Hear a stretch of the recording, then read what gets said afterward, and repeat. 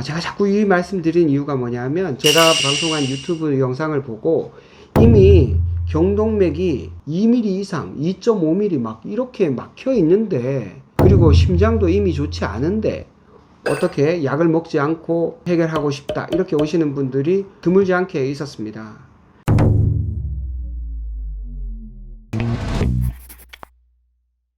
안녕하세요. 대구 행복한 재활의학과 김정훈입니다.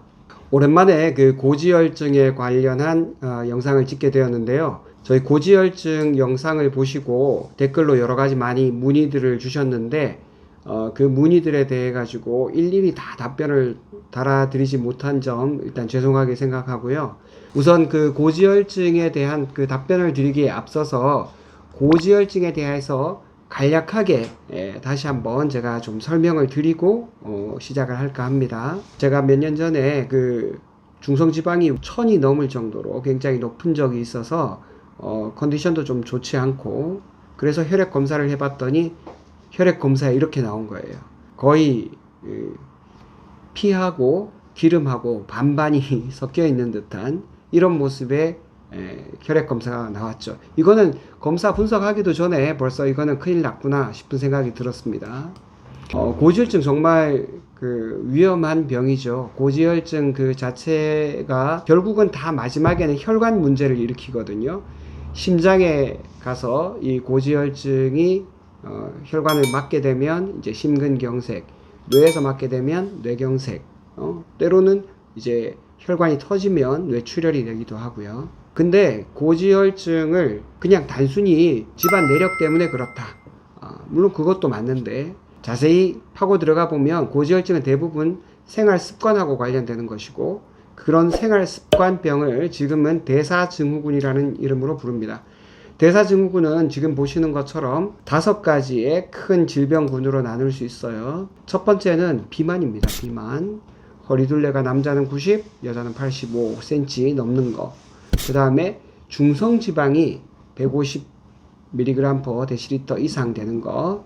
그 다음에 HDL이 남자는 40, 여자는 50 이하가 되는 거. 그 다음에 고혈압, 130, 85 이상 되는 고혈압. 자, 그리고 맨 마지막에 보시면 공복 혈당이 100 이상. 이건 이제 당뇨하고 관련이 되는 거죠.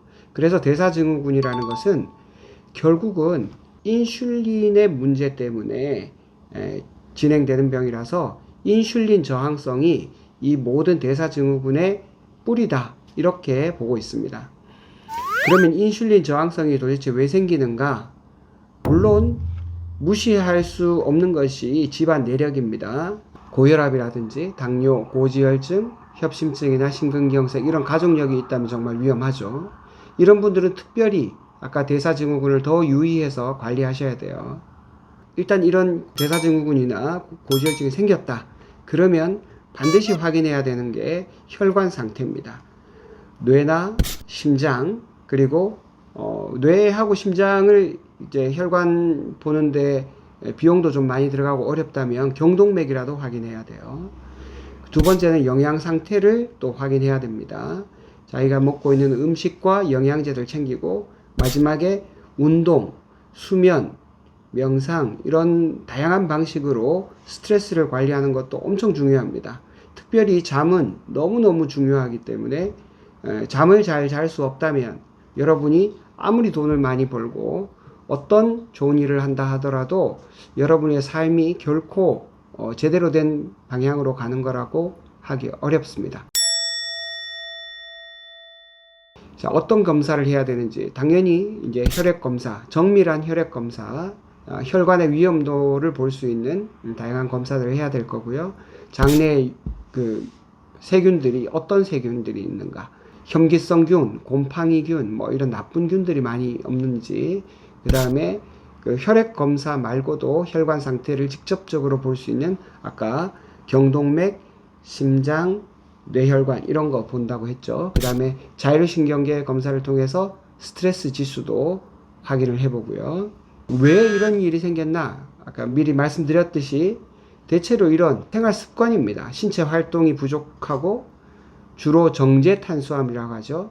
흰쌀밥, 밀가루, 달달한 설탕이나 과당이 많이 들어간 음식, 그 다음에 만성적인 피로나 스트레스 이런 것들이 유전적인 경향성하고 합해져서 결국은 문제가 생기는 겁니다.